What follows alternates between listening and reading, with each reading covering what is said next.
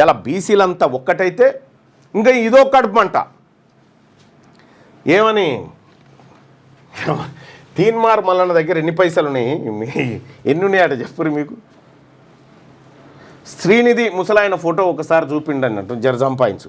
విద్యాసాగర్ రెడ్డిది నిటారుగా నిలబడి ఒక్క నిమిషం నిలబడమని చూద్దాం. ఇక శ్రీనిధి విద్యాసాగర్ ఇక ఒక్కటే నిమిషం నిలబడమని చూద్దాం.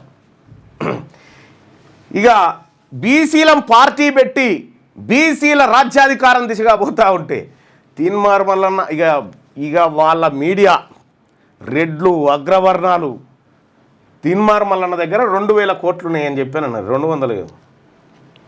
200,000 కోట్లు ఉన్నాయండి. మరి పార్టీ నడపాలంటే ఉండాలి కదా భయ్, మంచిదే కదా. పార్టీ నడపాలంటే ఉండాలి కదా. 1500-1600 కోట్లు బీఆర్ఎస్కి ఉన్నాయిగా. పార్టీ నడపాలంటే ఉండాలి కదా.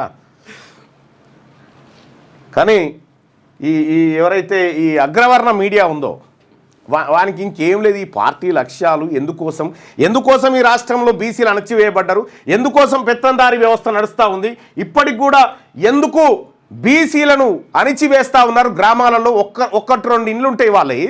ఇక వాడు కాలు మీద కాలేసుకొని పెత్తనం చేసుకుంటా ఇక్కడ పొంకనాలు కొట్టుకుంటా కూర్చుంటాడు ఈ బీసీల ముంగట. ఏ నైచెలేగా బీసీ ప్రజలారా, ఎవడన్నా మిమ్మల్ని మీ గ్రామాలలో అగ్రవర్ణం పేరు మీద అణిచివేయాలని చూస్తే, పెత్తందారి వ్యవస్థను కొనసాగించాలని చూస్తే దేనికి కూడా వెనుకాడది బీసీ సమాజం. గుర్తుపెట్టుకోండి, తెలంగాణ రాజ్యాధికార పార్టీ చూస్తూ ఊరుకోదు. ఎంతవరకైనా వస్తాం.